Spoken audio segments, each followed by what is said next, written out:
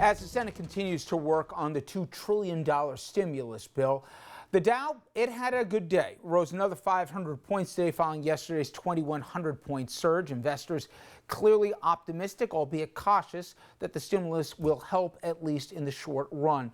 The details of the bill are on your screen now. Millions of individuals will theoretically get a check for $1,200, and families, they'll get twice that amount. $250 billion will be used to expand unemployment insurance. $350 billion for small business loans, $500 billion for distressed business like the airlines. Now, another $150 billion is being set aside for state and local governments. It should be noted, states like New York believe that is woefully short of where their shortfall is, and about the same amount is being designated for struggling hospitals, also a number a lot of hospitals say will come up short. Now, this number does not even include what the Federal Reserve has already done to date. The Fed cutting interest rates to near zero and injecting tens of billions of dollars into the economy. I want to bring in our next guest, Jared Bernstein. He was Vice President Joe Biden's chief economist. Now he's a senior fellow at the Center on Budget Policy Priorities. President Obama appointed Biden, as you may remember, to be the sheriff to watch over the $800 billion stimulus bill at the height of the financial crisis. With the package that's expected to be pushed through, what do you make of it? What do you like that's in it, and what are you concerned that's not? One of the things I like most about it is the urgency with which Congress finally acted. I think they're behind the fiscal curve in terms of getting help to families and businesses that so desperately need it. But for them, this is pretty quick-moving stuff. What do I like about it? I like the checks to households, particularly moderate and low-income households, although there's an important wrinkle there that I'll get to in a second, a kind of an asterisk.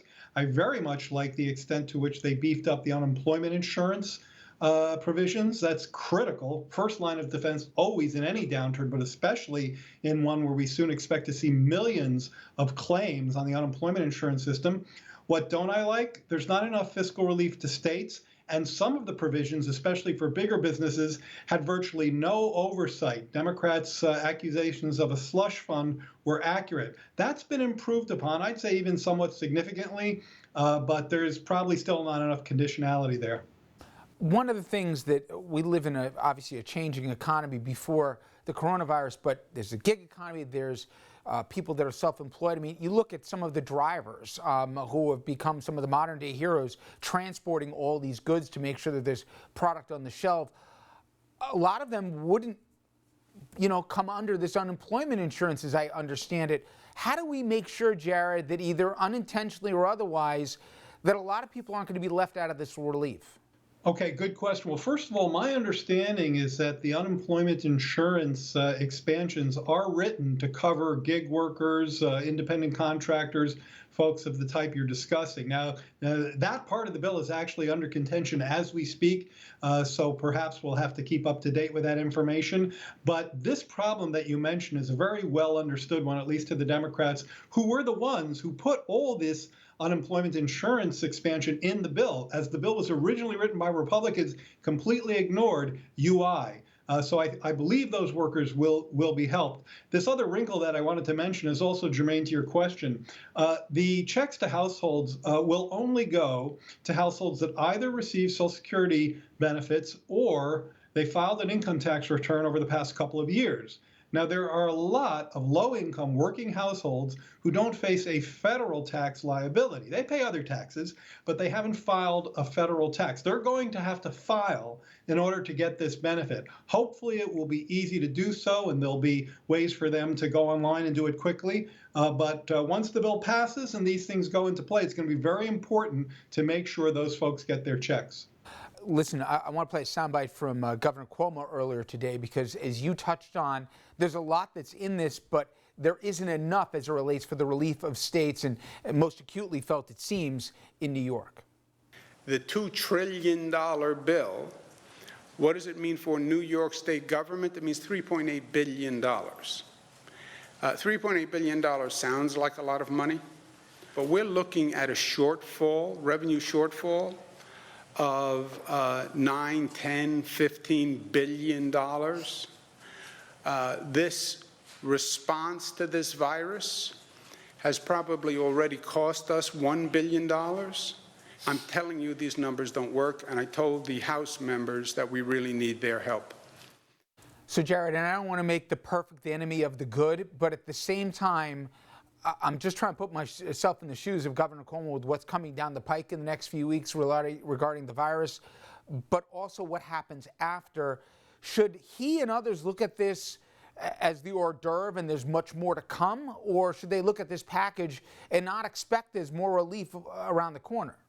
It's very important that this bill gets out the door as fast as possible and relief starts getting to families and unemployed households right away. So even with some of its warts, which were very correctly identified by the governor, who I think is, as far as I can tell, is doing an awesome job up there, we're going to have to, in my view, wait for a second trip to the well, of which I firmly believe there will be one. No one knows the future, but this is already the third stimulus bill, actually, if you look at some of the measures that came before, and I know we're going to need more. That's unquestionable, and at least the members of Congress I've spoken to understand that. So there will be other trips to the well. I think what happened to New York here, just to get slightly technical, is that the formula that distributed the state relief did not factor in New York's special situation that it's just been inundated with cases, and it's just they're exploding there. And the formula was weighted on a kind of a population-based or per capita way. I think it would have been better if they weighted it on a coronavirus basis, but that would have started a whole formula fight. So I think New York deserves special attention and special help quickly. And Jared, I'm not trying to make you an epidemiologist here, but the idea of the president pushing out Easter as a day when we open up the doors and America goes back out into the streets, just from a pure economic, forget about moral or even political standpoint, if you do this too soon, the idea of having to restart a second quarantine or whatever else, we really have one shot to get this right in talking about getting the economy restarted, correct? Yeah, that's all correct. And I've not heard, and there may be an epidemiologist who says Trump's April 12th date makes sense, but I certainly haven't heard them. All the ones I've heard have said that that's not going to happen. And yes, precisely this notion that Trump can somehow wave a magic wand and pivot back to the economy in such a way that it won't actually make matters worse, it just doesn't exist.